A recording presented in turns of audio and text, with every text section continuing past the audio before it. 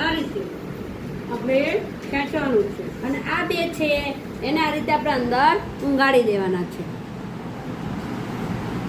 અને પછી આપણું આ ગોળીઓ અહીંયા તૈયાર.